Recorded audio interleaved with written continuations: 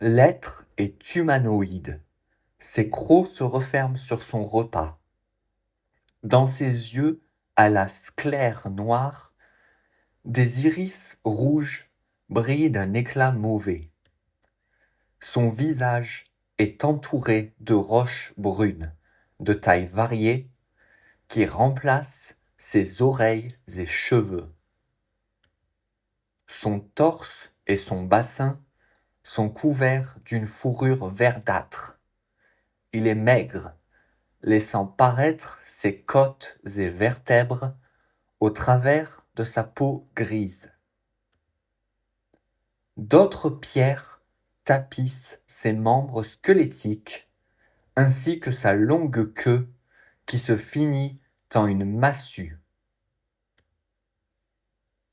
L'air satisfait, il porte son regard malsain sur l'humain restant. Il rouvre sa mâchoire, dont une voix grinçante mais enthousiaste s'échappe. À ton tour, Pétrame. D'un mouvement de la main, il fait surgir une roche du sol. Cette fois, les réflexes du jeune homme ne suffisent pas pour éviter l'attaque. Il reçoit le projectile dans l'épaule gauche. Du liquide cyan jaillit. Il tombe et roule par terre. Il lâche sa matraque qui rebondit plus loin et commence à fondre. Il se redresse. Il saisit son couteau et se met en garde. Le monstre ricane, puis il sprinte vers l'humain. Celui-ci frappe de son poignard qui vient se planter près de sa clavicule. Cependant, l'être donne aussi un coup de sa main rocailleuse. Il tranche net le bras de son adversaire. Le membre retombe, dague toujours empoignée, derrière la créature. Elle éclate d'un rire psychotique. Ha ha ha ha! Tu comptes te débattre longtemps comme ça? C'est sympa de vouloir me divertir, mais j'ai autre chose à faire. L'adolescent désarmé titube. La douleur physique est étrangement faible, mais le choc psychologique ne l'est pas. Cette fois, il sent bien la sueur couler le long de son visage. Désespéré, il brandit son pistolet sans munition et le pointe vers l'être cruel. Au moment où il presse la détente, encore plus de ses forces sont sapées. Un coup de feu retentit. Il n'avait pourtant pas mis une nouvelle cartouche. Il ne se préoccupe pas du comment et se contente de tirer encore et encore. Il draine ses dernières réserves d'énergie, des éclats de pierre, du sang, des grognements. La bête tombe, et lui aussi. Il se sent perdre connaissance, mais fait tout pour rester réveillé. S'évanouir scellerait son destin. Qui sait quelle autre créature rôde? Espèce de sale petite vermine, ça fait un mal de dingue. Bien qu'il n'ait pas de sang qui puisse se glacer, un terrible froid l'envahit. Le monstre se relève, blessé. De ses plaies béantes sortent plus de créatures canines qui grognent et marchent vers leur proie. Pour la première fois, l'amnésique a peur. Face aux précédents adversaires, il était resté calme malgré le danger. Mais là, la situation est tout autre. Il n'arrive pas à le tuer. Il a perdu un bras. Il n'a plus la force de bouger. Encore plus de monstres s'approchent de lui. il va se faire dévorer. Soudain, un sifflement dans le vent, le bruit de chair déchirée, des éclaboussures. Les vis lupins s'effondrent les uns après les autres. L'âme blessée ne voit que difficilement ce qui se passe. Mais une chose est claire, c'est le monstre de pierre qui est maintenant terrifié. Non, non, ces idiots étaient censés la retenir le temps que j'atteigne la porte. Une cape carmine apparaît devant l'humain terrassé. Des cheveux de soie mi-longs sont surplombés d'un ruban noir qui fait comme deux ailes. À la droite de cette personne, une courte lance dorée à la pointe verdoyante lévite à plus d'1 mètre du sol. Une voix féminine, calme mais ferme, répond à la créature. Si tu parles des 2 autres démons inférieurs, ils sont morts, et tu vas les rejoindre aux enfers. Ah, Antrum! Le monstre fait surgir des pierres autour de lui pour se protéger, mais le javelot flottant s'anime subitement. Il se faufile dans les airs et entre les roches. Le démon, horrifié, ne peut réagir. Il est traversé de toutes parts à une vitesse effarante. Il hurle de douleur et se débat en vain. Bientôt, il n'est plus qu'une flaque qui disparaît dans la terre. Tu aurais dû passer moins de temps à jouer avec mes âmes et plus à courir. Elle se retourne vers le corps à l'agonie derrière elle. Ses yeux incarnats percent l'obscurité. Quant à toi, tu as eu un accueil assez violent, mais tu es en sécurité maintenant. À quelques 100 mètres de là, dissimulé par les ténèbres et les collines, un observateur grince les crocs. Stalagmites aussi. Ils sont tous morts. Je leur avais dit de ne pas agir indépendamment, vocifère-t-il. Si tu étais allé les aider, les choses se seraient sûrement passées autrement, commente une étrange voix, monotone et dissonante. Le premier être, un démon de feu, se tourne vers la source de ses propos, courroucé. Tu oses essayer de me blâmer pour ce fiasco, alors que c'est toi qui les as convaincus de me désobéir. J'ai seulement fait part de mon opinion, Brasier, que ta passivité vis-à-vis des forces du purgatoire était déconcertante.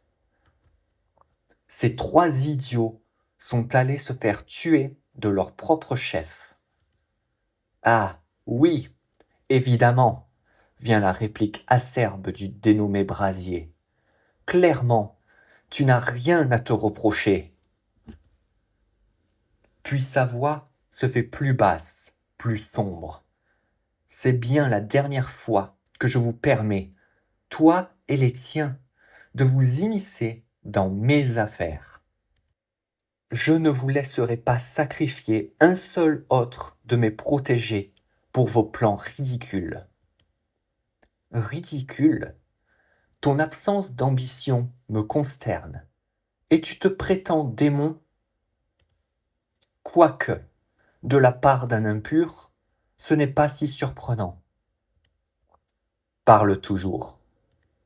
Il n'empêche qu'alors que vous vous ferez massacrer pour votre cause, moi, je serai là pour garder les miens en sécurité, loin des chiens du purgatoire. Et de vous. Eh bien, soit. Continue donc de vivre soumis et caché, mais mon père sera informé de ta couardise. Brasier se crispe l'espace d'un instant, mais il retrouve vite sa prestance. Fais comme il te plaira, mais ne t'approche plus jamais d'eux, dit-il avant de se retourner vers le champ de bataille. Les hostilités ont pris fin, vices comme démons exterminés jusqu'au dernier. Ils balaient le paysage stérile du regard. Ils survolent 9 âmes humaines avant de s'arrêter sur la demoiselle à la cape carmine. Ils plissent les yeux et murmurent. Et toi, tu paieras pour tes crimes, tôt ou tard.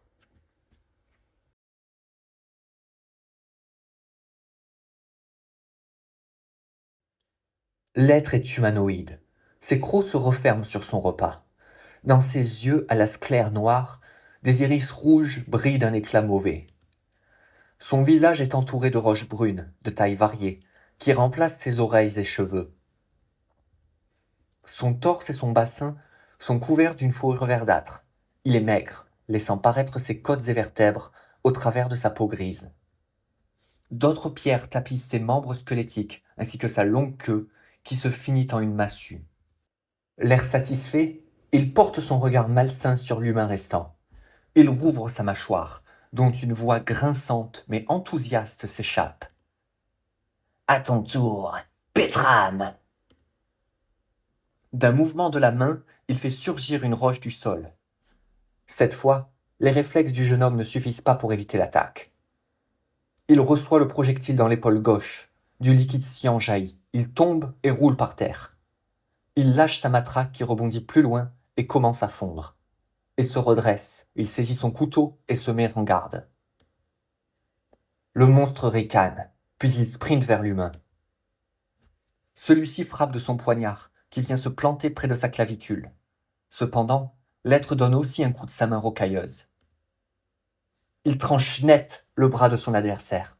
Le membre retombe, dague toujours empoigné, derrière la créature. Elle éclate d'un rire psychotique. Ah, tu comptes te débattre longtemps comme ça? C'est sympa de vouloir me divertir, mais j'ai autre chose à faire. L'adolescent désarmé titube. La douleur physique est étrangement faible, mais le choc psychologique ne l'est pas. Cette fois, il sent bien la sueur couler le long de son visage. Désespéré, il brandit son pistolet sans munition et le pointe vers l'être cruel. Au moment où il presse la détente, encore plus de ses forces sont sapées. Un coup de feu retentit. Il n'avait pourtant pas mis une nouvelle cartouche. Il ne se préoccupe pas du comment et se contente de tirer encore et encore. Il draine ses dernières réserves d'énergie, des éclats de pierre, du sang, des grognements. La bête tombe, et lui aussi. Il se sent perdre connaissance, mais fait tout pour rester éveillé. S'évanouir scellerait son destin. Qui sait quelle autre créature rôde? Espèce de sale petite vermine!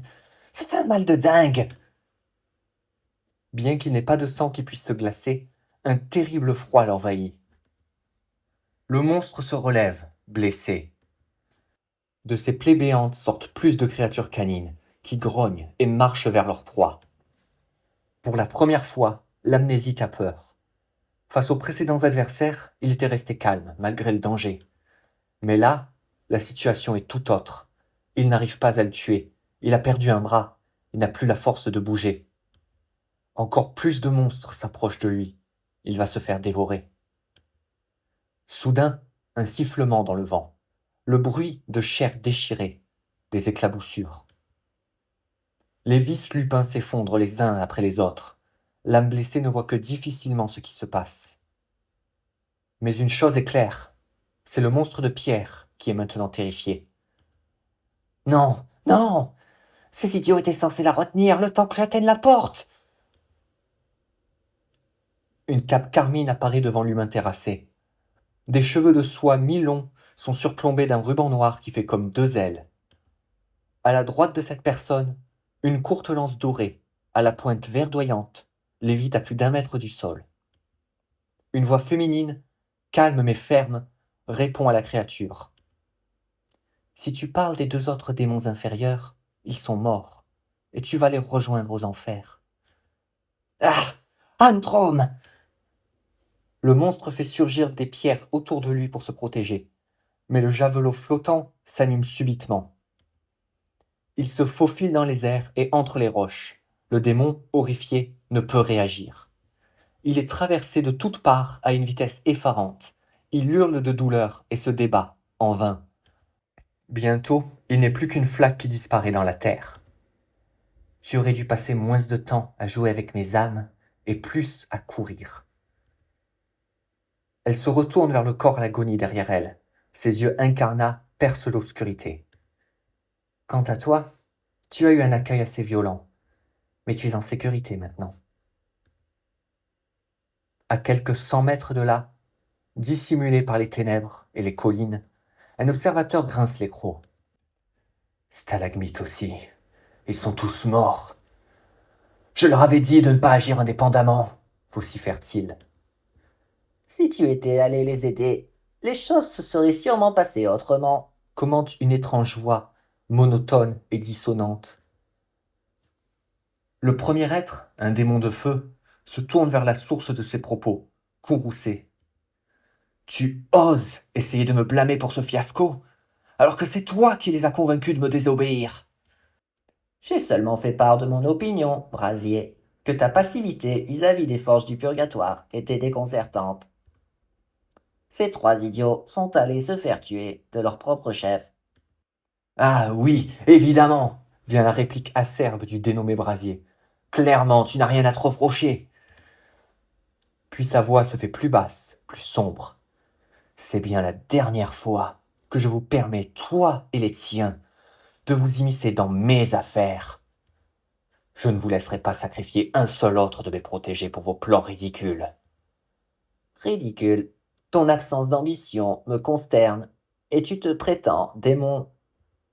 Quoique, de la part d'un impur, ce n'est pas si surprenant. Parle toujours. Il n'empêche qu'alors que vous vous ferez massacrer pour votre cause, moi, je serai là pour garder les miens en sécurité, loin des chiens du purgatoire. Et de vous. Eh bien, soit. Continue donc de vivre soumis et caché, mais mon père sera informé de ta couardise. Brasier se crispe l'espace d'un instant, mais il retrouve vite sa prestance.